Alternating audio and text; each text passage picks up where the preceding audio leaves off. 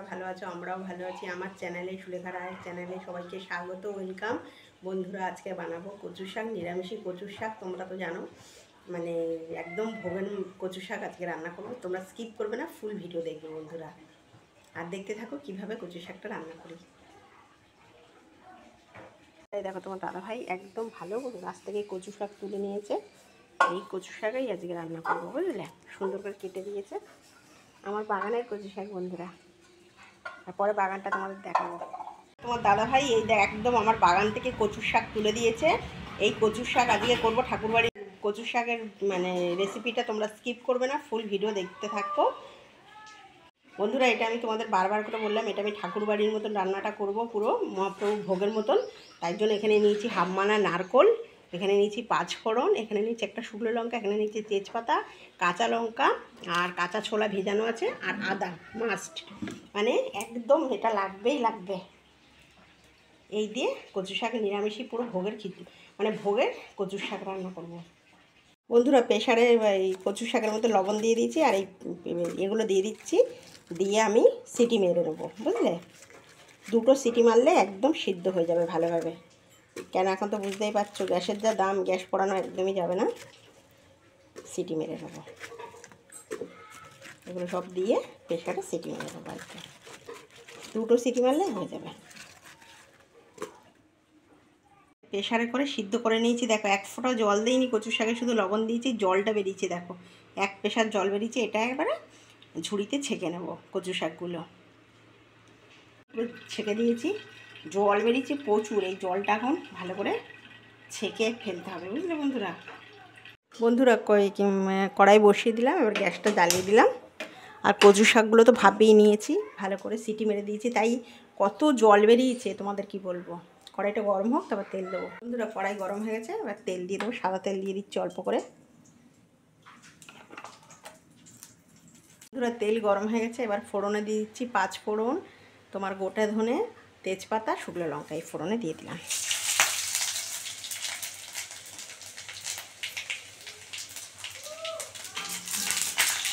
দিয়ে দিলাম ফোড়নে। বন্ধুরা, এবারে দিয়ে দিচ্ছি হচ্ছে লঙ্কাগুলো। আমরা একটু কচুর শাকটা ঝাল ঝাল খাই, তাই একটু ঝাল ঝাল দিচ্ছি। আর আদাটা দিয়ে দিচ্ছি, এই যে আদাটা দিয়ে দিলাম। আর এটা কেন আমি ঠাকুর বাড়ি বললাম কথাটা তোমাদেরকে বলছি। আমাদের আমাদের মানে গোপালকে প্রত্যেক দিন, মানে 3 বেলা আমাদের গোপালকে ভোগ দেওয়া হতো, বুঝলো বন্ধুরা? মা প্রত্যেক দিন মানে সকালে একদম আমাদের সকালে গোপালের মানে ব্রেকফাস্ট ছিল, মানে প্রথম 4টার সময় উঠে মা দিত হচ্ছে মাখন মিষ্টি দিত, তারপরে দিত হচ্ছে তোমার টিফিনে এবার মাখন মিষ্টি দিয়ে দিত, তারপরে সকালবেলা দিত বিস্কুট, জল, আর সকাল 9টা 10টার সময় দিত।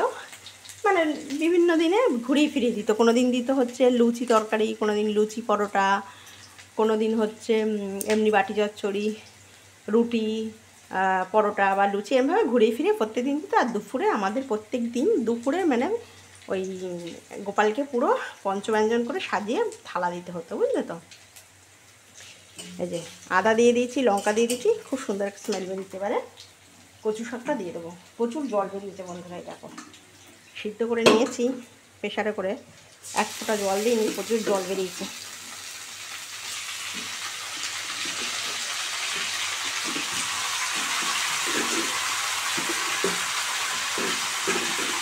এবারে অল্প করে লবণ দিয়ে দেবো,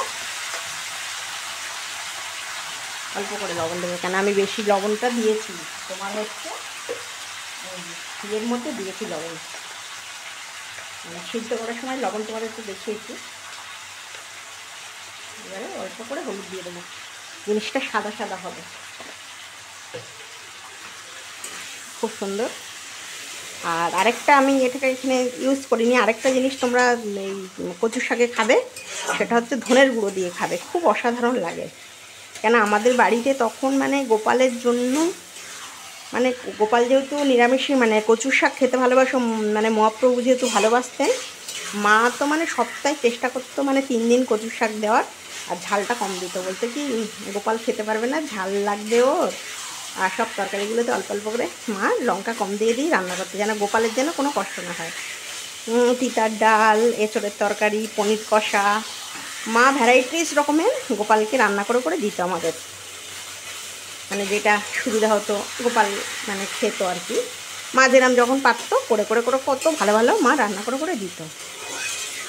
আর আমাদের মানে জগন্নাথ দেবও খুব কচুর শাক খেতে ভালোবাসে। দেখো কচু শাক করতে গেলে কি বন্ধুরা বলো তো, একটু সময় লাগে বেশি, আর তোমার হচ্ছে একটু ধৈর্য দিয়ে করতে হয়।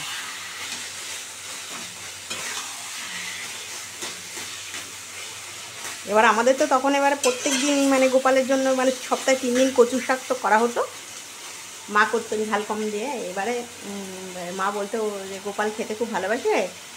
এবার তারপরে মা অসুস্থ হয়ে গেল, তারপরে আমার তো বিয়ে খাওয়া হয়ে গেছে, এবার তখন তো আমি মানে পারবো না। তারপরে আমি গোপালকে বললাম যে তুই যখন মাকে এরম অসুস্থ করে দিয়েছিস তাহলে তোর আর খেতে হবে না, 3 বেলা তোর আর খাওয়ার দরকার নেই, তোর আর এসব কোনো খাওয়ারই দরকার নেই।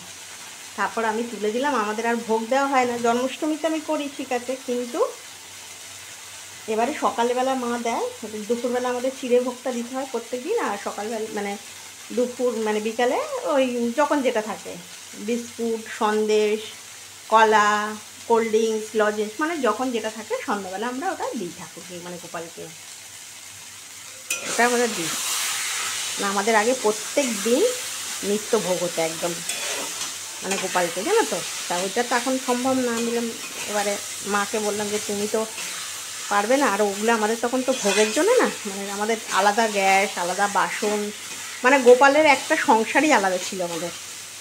আর মা যখন অসুস্থ হয়ে গেল তা আমাদের পক্ষে তো আর সম্ভব না ওগুলো করার। এবার তারপরে মা পারত, এবার আমাদের তো জানো শরীর খারাপ হয়, মেনস্ট্রুয়েন্স হয়, আমরা তো পারবোও না। তারপরে আমি বললাম যে না, তারপর আমি দীক্ষা নিয়ে নিলাম। দীক্ষা নিয়ে তারপরে আমি এই জন্মাষ্টমীটা খুব ভালো করে করি, খুব মনের মতন করে করি। ওই জন্মাষ্টমী তো আমার কচুর শাক থাকবে একদম মাছ, তেমনি যত রকমের রান্না সব আমি নিজে করি জন্মাষ্টমীর দিন।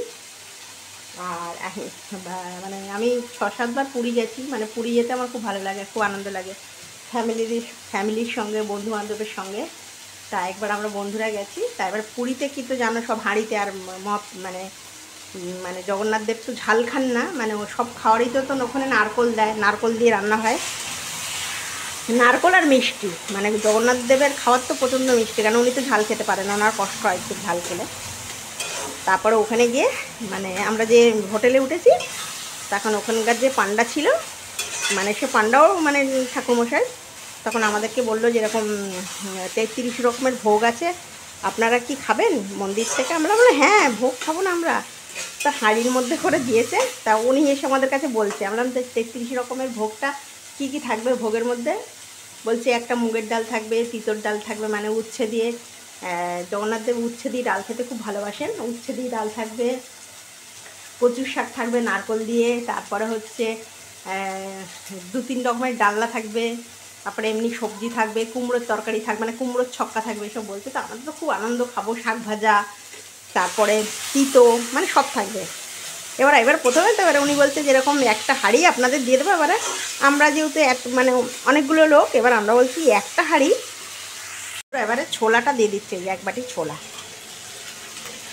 এটা একদম অসাধারণ, একদম ছোলা নারকোল দিয়ে কচুর শাক, মানে কী যে অপূর্ব লাগে।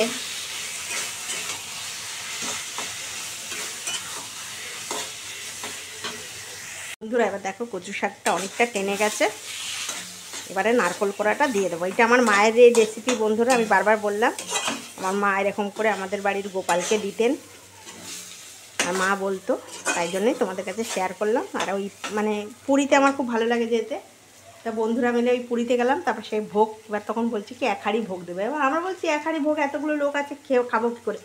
এবারে যে ঠাকুরমশাই যে পান্ডা তিনি বলছেন 1 হাঁড়ি ভোগ, বড় হাঁড়ি। আমি বলছি না বাবা, আমরা অত রিস্ক নেবো না, আমাদের বেশি করে দিতে হবে, কারণ ঠাকুরের ভোগ তো আমরা একটু ভালো করে দুপুরবেলা খাবো, আর অত কিছু দিয়ে আমাদের একটু ভালো করে দিতে হবে।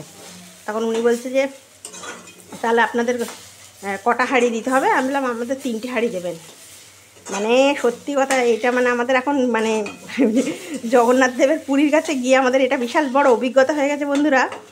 এবার উনি তো দিয়ে গেছে 2 হাঁড়ি, এবার প্রচুর খাবার, মানে প্রচুর, এবার ওটা দিয়ে গেছে। আর আমরা যেহেতু মানে পড়েছি বাড়িতে হোটেলে খাবো, ওটা আবার কলা পাতা দিয়ে গেছে, মানে কলা পাতায় বসে খাবো। মানে তোমাদেরকে কি বলবো, এটা মানে ভগবানের আশীর্বাদও যা বলতে পারো। সেই এক হাঁড়ি ভাত আমরা, আর অতগুলো মানে পদ দিয়ে গেছে উনি। ডালই তো মানে 3 রকমের ডাল দিয়ে গেছে, আর ওই কচু শাকটা। আমাদের খাবার আর শেষ হচ্ছে না, একটা হাঁড়িতে পুরো তুলি না, তখন এবার কী করতে, এবার নারকোলটা দিয়ে দিচ্ছি। এই যে নারকোলটা দিয়ে দিলাম, অনেকটা হয়ে যেতে তারপরে নারকোলটা দিয়ে দিচ্ছি। ভীষণ সুন্দর লাগে, ভীষণ সুন্দর। একদম জগন্নাথ দেবকে এরমভাবে রান্না করে দেয় তো, খুব অসাধারণ লাগে।